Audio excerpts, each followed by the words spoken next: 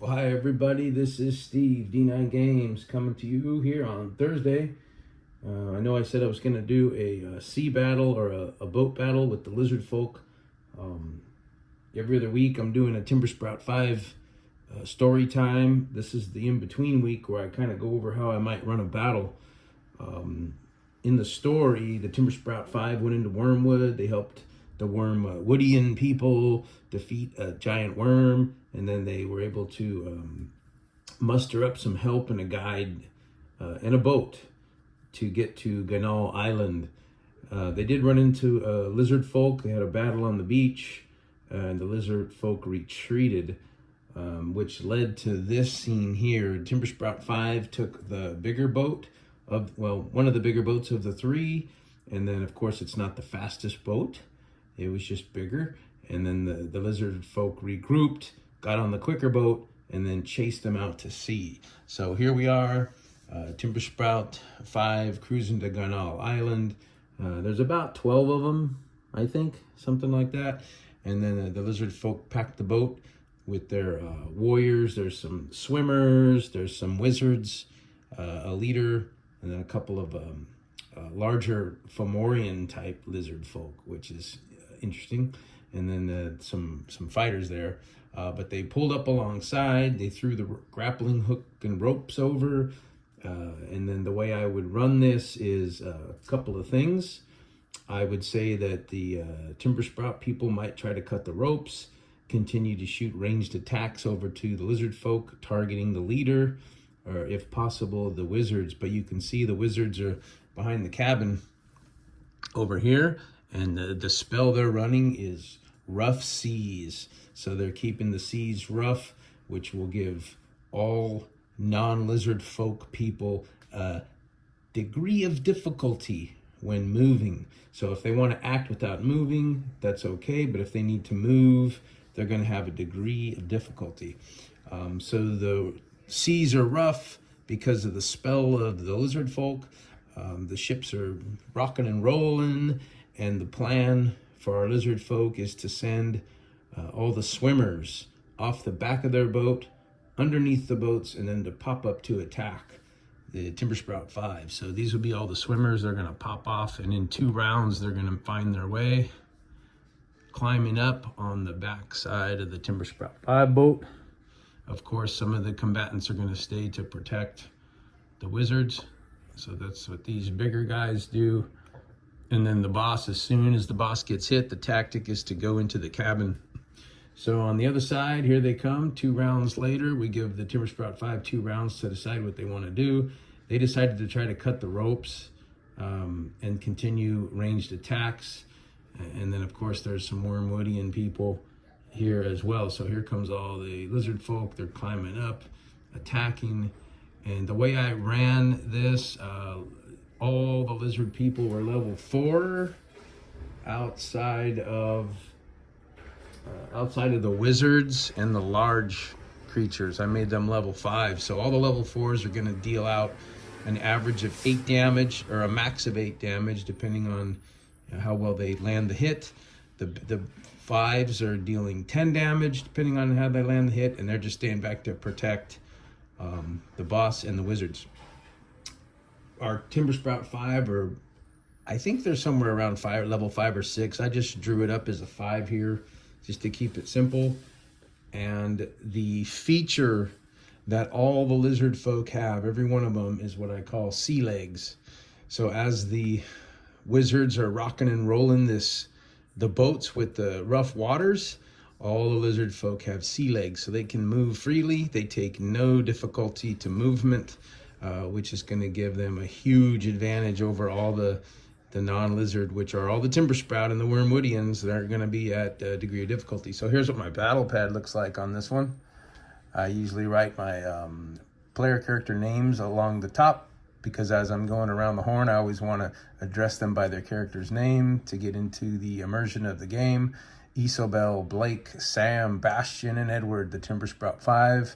And then you can see the second part. I've got like an L with a 4, 8, and a 16. So it's a level 4 lizard folk dealing a max of 8 damage. and it depends on the level of the hit or the degree of defense that may or may not have been made by our player characters, and they might take 6 or 7 damage, but 8's the max, and then they're running 16 health points. So you can see there's a bunch of those guys, and then it changes. The little armor symbol with the 2 on it means they're going to absorb 2, and then you've got the defending type lizard folk. They're also level 4, dealing a max of 8 with 16 health, and they have 4 armor. Those are the ones with the shields. And then I've got the level 5 FL, which are the Fomorian lizard folk, dealing a max of 10 with 25 hits, etc. So I got the wizards there. They're level 5. They don't have as much armor. Actually, they have no armor, but they don't have as much health points. They're at 22. That's just something on the fly I put down to keep it different and with a little variety. 0 armor. So for some reason or there's some way that they can get around, maybe swim themselves or get on the other side of that cabin to attack the wizards that are keeping the seas rough. They might go down a little bit easy, but they are being guarded by the 2 Fomorian lizard folk and the boss. So the boss, like I said, will take 1 hit and then go into the cabin and continue to rally his troops down there. The swimmers take 2 rounds to get through the water and back onto the deck of the Timbersprout 5 boat. And then the wizards again are keeping the seas rough. So that's just how I draw it up, and I run it from there. The other thing that I do is I'll have some little mini D6 tokens, which we also use for health. But I like to run, for simplicity, I like to run black, blue, red, and white. So let's say one of my lizard folk take a hit. I'll take a little blue mini D6 and put it by my lizard folk. I'll know that he's been hit once. When he gets hit twice, and you can do this as detailed as you want. You can use their 16 health points, and you can just keep track on paper. Or sometimes when there's a mob like this, you want to use a little blue, and then when he gets hit twice, I'll change it to a red. Maybe it wasn't so severe, so I'll give him a red 6. That means he's got kind of a higher side of that tier of health left, or maybe if he's really barely dead, I'll give him like a red 1. And then the minute he dies, I'll remove his fig from the playing field and drop down a little white, maybe like the bones of what's left. So there's the lizard folk bones if he gets hit. So I like to do that with the blue, the red, and the white. I mean, if it's a real high tier, you could throw a black as the first tier. But anyway, that's just some stuff that you all do anyway, I'm sure. And everybody's got their own version of how they want to run this. But this one here, they're going to try to cut the ropes. One of the other things is we have our October 25th updates up. I think I was a couple days early this time, but I didn't have a lot to update. There was some verbiage. I changed our act and defend to act and react because we don't want it to appear to be all combat centered. Sometimes you're role playing or adventuring, and then you're going to go around the horn to see how people act and react to the situation. So we changed some verbiage. We found a few typos. A lot of what we're going to do in the future is going to be pointed toward YouTube. And then I've got a TikTok channel, which is kind of fun. That's just for kicks to have little fun music and scenes or whatever. But the YouTube is going to be, all I have so far is Adventure 1, The North Shore. And what I'm doing with my Timbersprout 5 Season 2 is I'm showing how Timbersprout will be playing that module, basically. So they started in Timbersprout. They went to the Cult Castle. They went to Wormwood. Now they're in the sea on the way to Gunal Island. Well, the North Shore adventure really begins on Gunal Island at the North Shore when they arrive, and they're still trying to get there. So this is like 3 or 4 sessions of getting to where that, I guess, module, if you want to call it, but really adventure begins. So this is the sea portion where they got chased by the lizard folk. Now, lizard folk are ready to just cut rope and get back to town if it's looking ugly, but they really want to commandeer the ship and take all the loot. So this is how it went down. Fun battle. And so I think originally I was saying, let me show you how I run a sea battle or a boat battle, but it's really just the same as on land. You're going to want to still have your figs. You want to be able to move around. Again, some of them can swim, so they go into the water, and then you spend a couple of rounds getting there. They're still going to maybe move. And like I said, if they need to move and jockey for position, they're going to be at 1 degree of difficulty. They don't have a barred, so they're not really being inspired to wash that degree of difficulty, which is interesting. So the Timber Sprout 5, as you may know, Isabel is a mage, Blake is the scout, Sam is the rogue, Bastian is a defender fighter, and then Edward's the priest. So as you can tell, there's no bard in there. So they're really banking on maybe not moving if they can, and not taking the difficulty on their action, because if they're going to move, they're going to be it's going to be more difficult. They don't have sea legs like the lizard folk do. So anyway, this was on the way to Ganal Island.